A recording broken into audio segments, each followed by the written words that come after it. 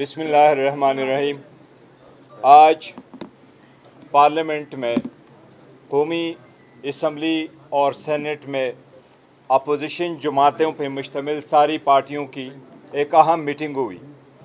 ये मीटिंग 3.5 घंटे जारी रही। इस मीटिंग में तमाम सेनेटर्स और तमाम MNAs ने शिरकत की। उन्होंने अपनी तजावीज़ दी कि हुकूमत को किस तरीके से अकाउंटेबल करे और आवाम के मसाइल को कैसा उजागर करे। इस मीटिंग में ये फ़ैसला हुआ कि सेनेट और कौमी असम्बली में जो अपोजिशन की जमातें हैं वो अलग अलग बातें करने की बजाय यूनाइटेड अपोजिशन के बैनर के तले यकसा मौक़िफ़ अपनाएंगे, चाहे वो कानून साजी हो या हुकूमत को अकाउंटेबल ठहराना हो। इसी तरीके से पार्लियामेंट के बाहर ये यूनाइटेड अपोजिशन कौमी इश्यूज़ पे बात करेंगी और कोशिश करेगी कि हम यकसा मौक़िफ़ अपना करके आवाम के हकूक़ का तहफ़्फ़ुज़ करें।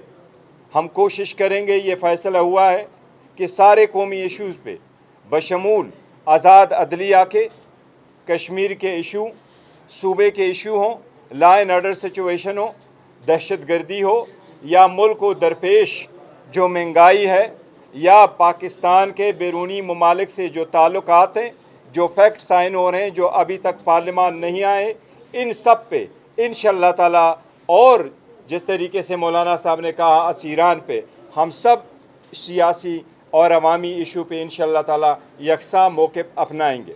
खान साहब ने बहुत पहले इस बात की इजाज़त दी। हम PTI ने मौलाना साहब को अपने सपोर्ट का एतमाद दिया है।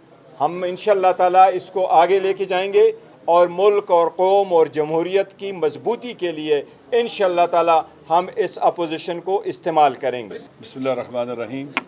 तकरीबन बुनियादी बातें हो चुकी हैं। माह रबीउल अव्वल में है, रबी बहार को कहते हैं। हमारे बुजुर्गान कहते हैं कि ये महीना ज़िंदगी की बहार का महीना है, हयात और ज़िंदगी की बहार का महीना है। इसमें हमारे आखिरी नबी तशरीफ़ लाए हैं और इसी महीने के अंदर उनकी नस्ल से तल्लुक़ रखने वाले इमाम जब सदक अलैहिस्सलाम तशरीफ़ लाए हैं। आपका वजूद जो ख़त्मी मरतबत हैं, तमाम की तमाम बरकतें आपके सबब से इस कायनात में तशरीफ़ लाई हैं, मौजूद हुई हैं और ज़िंदगी को एक नया रुख मिला है, ज़िंदगी को एक नया मोड़ मिला है, ज़िंदगी को असली हदफ मिला है और इंसानों की ज़िंदगी के अंदर एक रुश्त और कमाल आया है। तो इस महीने के दौरान ये नेक शगुन है। मुत्तहिदा पार्लियामेंट के अंदर अपोजिशन का, जॉइंट अपोजिशन का बन जाना, ये भी एक किस्म की बहार है, एक नवीद है जो पाकिस्तान के अवाम को है, पाकिस्तान के बसने वालों को है, पाकिस्तान से मोहब्बत करने वालों को है। देखें, हुकूमतों की ज़िम्मेदारी होती है, सबसे पहली ज़िम्मेदारी उनकी जान, माल और नामूस की हिफाजत। इस मुल्क में ये हुकूमत हमारी जान की हिफाजत नहीं कर सकी। अगर जब पहले ये इलीगल लेजिटिमेट थी, इलेक्शन लूट के आई थी, लेकिन हमारी जानें महफूज नहीं है। आप बलूचिस्तान से शुरू करें, KPK तक चले जाएं, फिर इधर पंजाब के अंदर अभी खबरें देखें, नाअमनी कितनी ज़्यादा है। जहाँ नाअमनी होती है वहाँ इंसानों की जान महफूज नहीं होती। अभी यूनिवर्सिटी के अंदर मैं देख रहा था वीडियो क्लिप, एक कर्नल साहब है जो फायरिंग कर रहे हैं, वहाँ पर खड़े हैं। ये जुर्रत कैसी यूनिवर्सिटी में असला लेके जाने की, ये हमारे वहाँ हरासमेंट क्रिएट की। अभी एक और पढ़ा है, नाज जावेद के बारे में मैंने पढ़ा कि उसके ससुर ने, उसके शोहर ने और नौकर ने उसके जो घर में उसको कत्ल किया और मारा। इंसानी जान अपनी कीमत गंवा चुकी है इस वतन के अंदर। हमने वापस लुटानी है इंसानी जानों की कदर कीमत। खुदा मुताल कहते हैं कि बेगुनाह इंसान का कत्ल तमाम इंसानों का कत्ल है। नगाह तौहीद के अंदर इंसान की जान की इतनी कदर व कीमत है, जानें महफूज नहीं है। पहले अभी कश्मीर में मैंने सुना है कि अब लोगों के गले कटे हुए लाशें मिल रही हैं। रावला कोट अब ज़हन में रख लें, रियासत जम्मू कश्मीर का दिल है, जान है, सुतून है। ये वो लोग हैं जिन्होंने उस वक़्त के इंडिया के जो हमारे मुखालिफ हुकूमत थी, दुश्मन हुकूमत थी, लड़े हैं, उससे आज़ाद कराया इस खत्ते को उन्होंने। आप उनके ही हाथ पाँव तोड़ रहे हैं। दोस्तियां नहीं, दुश्मनियां पाल रहे हो तुम। अपनों को गैर बना रहे हो, दीवार से लगा रहे हो। बाप भी अपने बेटे को दीवार से लगाए ना, फिर वो भी दुश्मनों के साथ मिल सकते हैं। इसलिए ज़रूरी है کہ لوگوں کی جان کی حفاظت ہو، مال کی حفاظت نہیں ہے. اگر ان کی پیسوں کی قدر و قیمت گرتی ہے، ان کے مال کی حفاظت نہیں ہے، انفلیشن ہوتا ہے، غربت بڑھتی ہے، بے روزگاری بڑھتی ہے، ہر ایک چیز سے وہ مالی طور پر بھی تباہ و برباد ہو رہے ہیں اور اس وقت مشکل کا شکار ہے. یہ حکومت ان کی معیشت کے حوالے سے بھی کچھ نہیں کر سکی، تباہی و بربادی پھیلائی ہے. ناموس کی حفاظت، چادر چار دیواری کا تقدس، آپ دیکھیں کیسے پامال ہوتا ہے، کیسے گھروں میں گھستے ہیں. ابھی جیلوں کے اندر جو موجود خواتین ہیں یہ اس بات کی دلیل ہیں کہ ہمارے ملک کے اندر لوگوں کی ناموس محفوظ نہیں ہے. ناموس ایک غیرت ہوتی ہے، اس پر لوگ جان دے دیتے ہیں. آپ ڈاکٹر یاسمین راشد کو دیکھ لیں، وہ سمبل ہے اس چیز کا کہ کس طرح سے بوڑھی خواتین جو معلم ہے، ٹیچر ہے، ڈاکٹر ہے، بزرگ ہے، 76-77 سال ان کی ایج ہے، اس کے باوجود ان کے ساتھ کیا ہو رہا ہے. یہ سسٹم ایسا ہے، اس کا گنونا نقش اور رول ہے.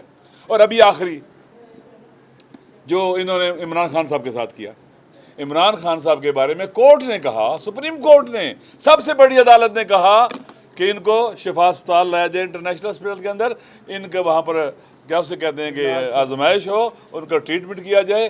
اور وہاں پر کیا ہوا، ساری دنیا نے یہ تماشا دیکھا. یہ لوگ ہم پر مسلط ہیں. اب ان کے اس طرح کے عمل کے ساتھ اب آپ کو کیا پیغام جاتا ہے؟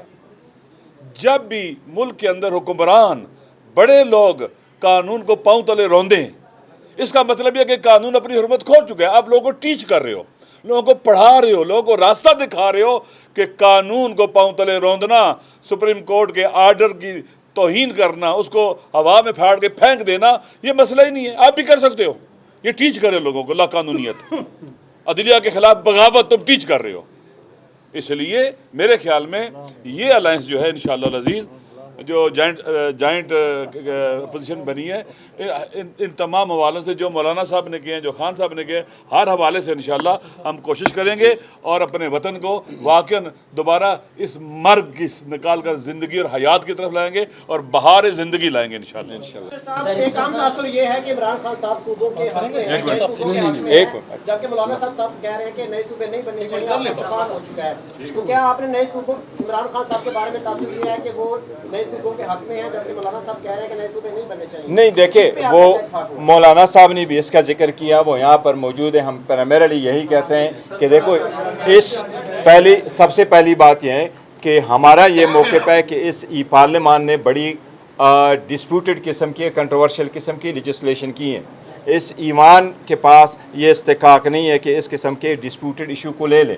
اس پہ بائی اینڈ لارج کنسنسس ہونے چاہیے. یہ بہت بڑا ٹیکنیکل ایشو ہے. اوور نائٹ آپ نہیں کر سکتے کہ آج گئے اور کل آپ نے کہا کہ یہ صوبے بننے. اس لیے یہ مچ مور ٹیکنیکل ایشو ہے. ہم نہیں چاہتے کہ فیڈریٹنگ یونٹس کی تقسیم اس طریقے سے ہو جس سے جو پارلیمان، جو اس کا ہے فیڈریشن ہے، جو وفاق ہے، اس کو کوئی خطرہ لاقب کو یا عوام میں مزید. اس لیے یہ پیچیدہ مسئلہ ہے. تو ہم انشاءاللہ اتفاق کے ساتھ چلیں گے.